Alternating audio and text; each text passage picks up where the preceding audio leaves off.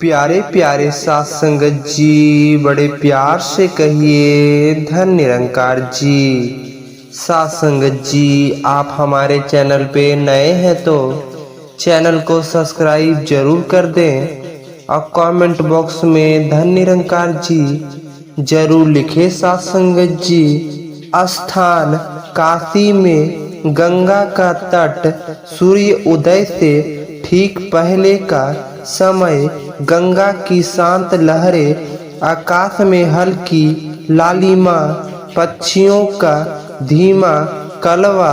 संत रविदास अपनी कुटिया के बाहर बैठे चमड़े पर काम कर रहे और धीमे स्वर में राम जपू राम जपू राम जपू बारे में गुनगुना रहे हैं। रविदास कबीर को देखकर काम रोक देते हैं। चेहरे पर सम्मान और प्रेम का भाव है। उठकर हाथ जोड़ते हैं। आइए आइए गुरु भाई, कबीर आज भोर में ही इस दास को दर्शन दे दिए। सब कुशल तो है, आपके मुख पर आज कोई गहरा विचार तैयार रहा है। कबीर हल्के से मुस्कुराते हैं और रविदास के पास बैठते हैं। प्रणाम रविदास, कुशल ही है, पर मन इस संसार की उलझन देखकर बेचैन है।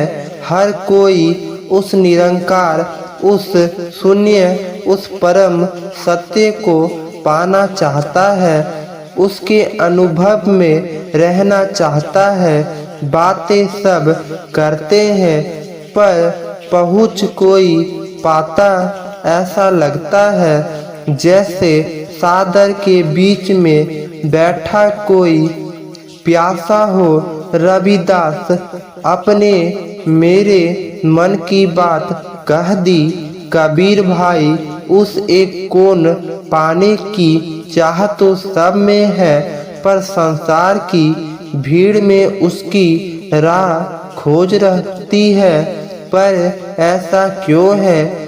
उस निरंकार का अनुभव तो सबसे सहज होना चाहिए, क्योंकि वह तो कण कण में है, हमारे भीतर है। कबीर राह सजा है रविदास, पर राह के साथ ही कठिन है। हमारी संगत ही हमारा सबसे बड़ा बंधन या सबसे बड़ी मुक्ति बन जाती है। आज सुबह मेरे मन में यही ज्ञान उत्तर किया कि यदि किसी सार्थक को सच में उस निरंकार का एहसास कराना है तो उसे 10 तरह के लोगों की छाया से भी दूर रहना सीखना होगा। यह 10 लोगों साधक की नाव में छेद के समान है जो उसे डुबो देता है। रविदास आँखों में गहरी उत्सुकता के साथ 10 तरह के लोगों अपने परम ज्ञान का सूत्र दिया। कबीर कृपा करके विस्तार से समझाए कौन है वह 10 लोग जो निरंकार के मार्ग में सबसे बड़ी बाधा है। कबीर तो सुनो, रविदास पहला व्यक्ति है पाखंडी और कर्म कांडी। यह वह व्यक्ति है जो धर्म को पूजा पाठ, तिलक, माला और बाहरी अंडवाहों में ही सीमित कर देता है। वह तुम्हें बताएगा कि मांगे यंग करो, विशेष पत्थर पहनो या किसी खास नदी में 100 डुबकियां लगाओ, तभी परमात्मा मिलेगा। उसका अपना मन तो मैल और अहंकार से भरा है, पर वह दुनिया को पवित्र का पाठ पढ़ाता है। उसकी संगत में रहकर तुम भी क्रियाओं में उलझ जाओगे और जो यात्रा भीतर होनी थी वह बाहर ही भटक कर रह जाएगी। इसलिए तो मैं कहता हूँ रविदास माला पेरत जूंग भया, फिरा न मन का पेर कर का मन का डारी, दे मन का मन का पेर। रविदास गहरी समिति में सिर हिलाते हुए, सत्य है बिल्कुल सत्य, मन ही मैल है तो तिथियों में नहाने से क्या होगा।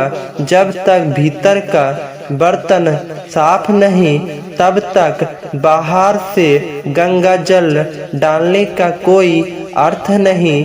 या लोग धर्म के नाम पर दुकान चलाते हैं और भोले लोगों को निरंकार से दूर कर देते हैं। इसलिए तो इस दास का मन भी कहता है कि मन चंगा तो कठौती में गंगा, भीतर मैल जो भरा पड़ा तीर्थ करे क्या देगा। कबीर दूसरा है ज्ञानी अभिमानी, या वह व्यक्ति है जिससे शास्त्रों और ग्रंथों का ज्ञान तो है, पर उस ज्ञान ने उसे विनम्र बनाने की बजाय अहंकार बना दिया है। वह हर बात में तक करेगा, शास्त्र में तुम्हें हराने की कोशिश करेगा, पर प्रेम और अनुभव की भाषा नहीं समझेगा। उसका ज्ञान उसके लिए परमात्मा तक पहुँचाने की सीढ़ी नहीं, बल्कि मैं सबसे बड़ा ज्ञानी हूँ कि अहंकार का सिंहासन बन जाता है। ऐसे व्यक्ति के पास बैठने से तुम्हारे मन में भी ज्ञान का अभिमान पैदा होगा, समर्पण नहीं। तभी तो जुबान पर आ जाता है कि पोथी पढ़ी पढ़ी जगमुआ पंडित भया न कोई, डाई आकर प्रेम का पढ़े सो पंडित होए। रविदास आंखें बंद करके वह कबीर प्रेम के बिना तो सारा ज्ञान एक सूखा वृक्ष है जिसमें ना फल है ना छाया। सच्चा ज्ञानी तो एक बच्चे की तरह सरल और विनम्र हो जाता है। वह जानता है कि वह कुछ नहीं जानता, पर यह अभिमानी तो अपनी जाति, अपने ज्ञान और अपनी बुद्धि के घमंड में ही जलते रहता है। मेरा मन भी तो यही पुकारता है, कहा रविदास।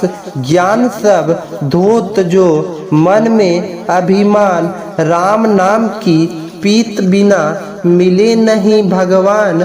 कबीर तीसरा है घोर विषय और माया में लिप्त व्यक्ति। यह वह इंसान है जिसकी चेतना दिन रात केवल धन दौलत, भोग्य विलास और सरकारी वस्तुओं को इकट्ठा करने में लगी रहती है। उसकी बातें बस यही होगी कितना कमाया, क्या खाया, कैसे और पाए जाए। उसकी संगत में तुम्हारा मन भी शांत सरोवर से भटक कर इसी दौड़ धूप के रेती स्थान में चला जाएगा।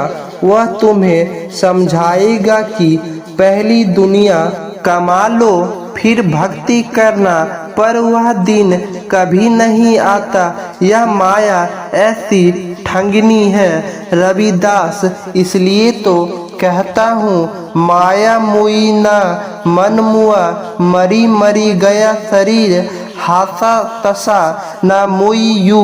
कह गए कबीर आपने कटु सत्य कहा।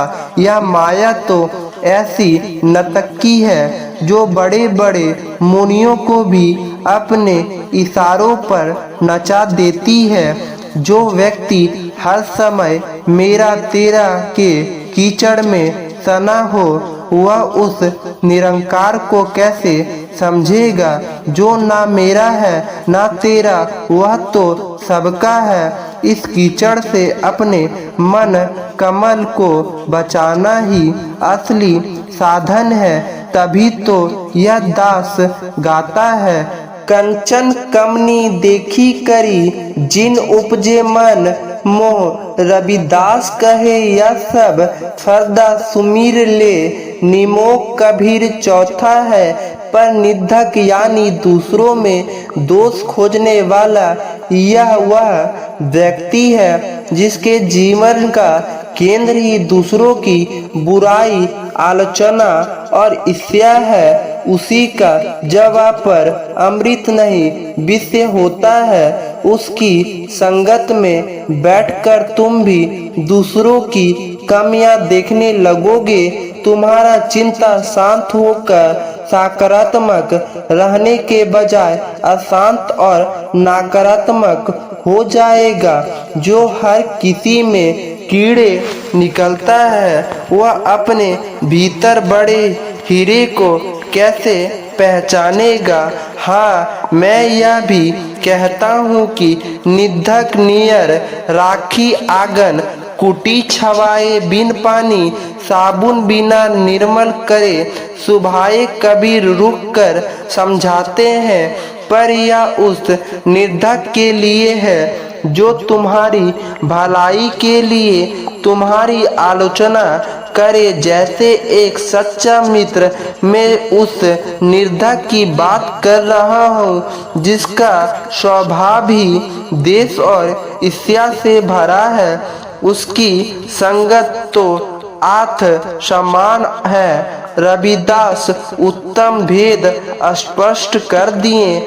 आपने निंदा तो हमेशा में और दूसरे के भाव से पैदा होती है। जब सब में एक ही राम का नूर दिखता है तो कौन अच्छा और कौन बुरा फिर किसी निंदा और किसी परसा निंदक का संग हमारे मन की शांति को ऐसे ही हर लेता है जैसे दीमक लड़की को। इसलिए तो मन कहता है सब घट एक ही नूर है, कहा भला का मध्य। रविदास कहे निंदा छोड़ो भोज परमंद, कबीर और पांचव है सत्य भक्ति। यह वह व्यक्ति है जिससे किसी बात पर विश्वास नहीं होता, ना गुरु पर ना स्वयं पर और ना ही उस दृश्य सत्ता पर। वह हर बात पर संदेह करेगा, हर अनुभव पर प्रश्न उठाएगा। क्या सच में भगवान है? क्या स्थान से कुछ मिलता है? कहीं यह सब धोखा तो नहीं? ऐसे प्रश्नों के जाल में वह खुद भी फंसा रहता है और तुम्हें भी फंसा देगा। बिना श्रद्धा और विश्वास की नाव के भक्ति का यह महासागर पार नहीं किया जा सकता। रविदास संभय का कीड़ा जब मन में लग जाए तो बड़ी मुश्किल होती है। तभी तो मैं कहता हूँ सभ्य का कीड़ा पड़ा मन में उपजा रोग। गुरु भेद ना मिला तो कैसे बने सहयोग।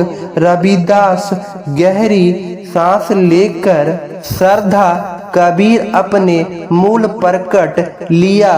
विश्वास ही तो वह धागा है जो हमें उस निरंकार से जोड़ता है। जिस साधक के मन में संदेह है, अंधेरा है, उसके लिए ज्ञान का सूरज उगकर भी कोई लाभ नहीं दे सकता। उसे हर चीज में घोट ही नजर आएगा।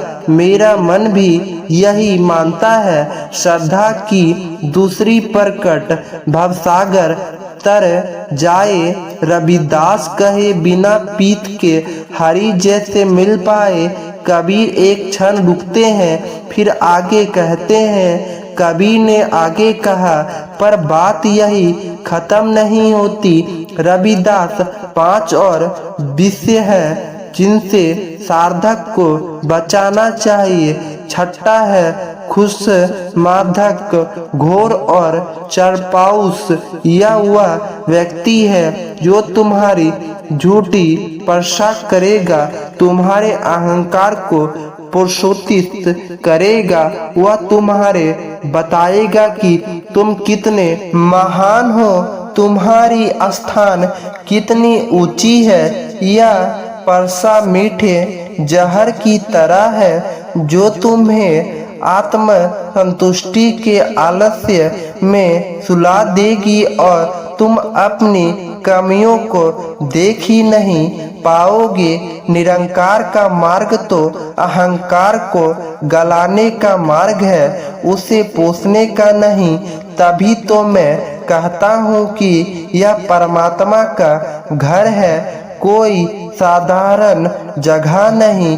कबीर यूं घर प्रेम का खाला कर घर नहीं, शीश उतारे बोई धरे तब बैठे घर माही।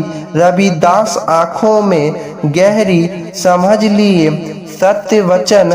कबीर चापलूस तो उस दीमक की तरह है जो बाहर से सुंदर दिखने वाले इस्तिहान को भीतर से खोखला कर देता है। सच्ची पासल तो वह है जो परमात्मा के मन में हो। प्यारे प्यारे साथ संगत जी, बड़े प्यार से कहिए धन निरंकार जी।